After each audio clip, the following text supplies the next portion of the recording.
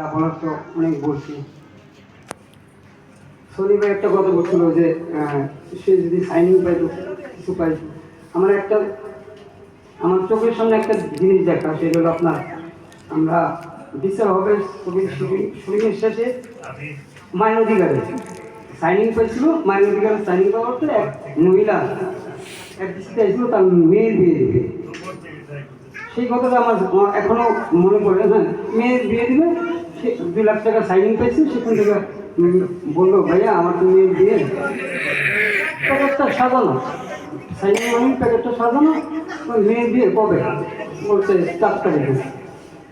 ভাইয়া এই 4 তারিখে কথা বললো এখন তাহলে 2 লাখ টাকা দিয়ে দিল, কয়েকটা নিয়ে আপনি এখন ভাইয়া 1 টাকা লাগবে না, আমার কোনো 20-30 হাজার টাকা হয়ে যাবে। 20-30 হাজার টাকা কিছু হবে না, লাগবে আরো আমাকে নিয়ে। আর আমার সবচেয়ে বড় কথা হলো কি জানেন, আমি সালমান ভাই দেখতে পাইনি, মানে লাস্টটা দেখতে পাইনি।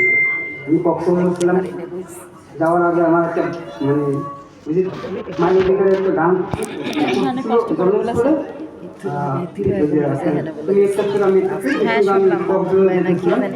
বললাম, ভাইয়া আমি তো কক্সবাজার দেখেছি, তো কার ছবি দাদার ছবি ছবির আউট তখন করতে আমরা ওখানে যে চাও থেকে পাওয়ার গান করছিলাম।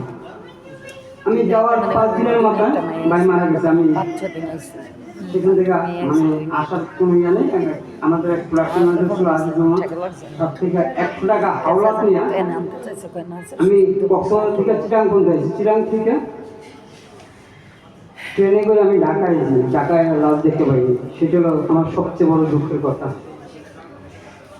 আমি আর কিছু বলতে পারবো না এখানে। আর ওই যে সনি ভাই বললো না, ওই যে গেটে নাকি ওই পকেট মারতো, আসলেই গেটে অনেক মানুষ থাকতো, তখন অনেক মানুষ থেকে ধরে নিয়ে যেত, পকেট থেকে টাকা নিয়ে যেত।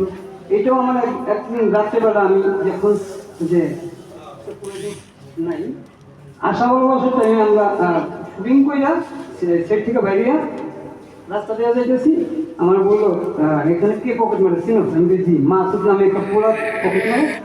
রাত্রেবেলা ঠিকই রেল লাইনের সামনে তাদের পাইছে, পাইয়া তাদের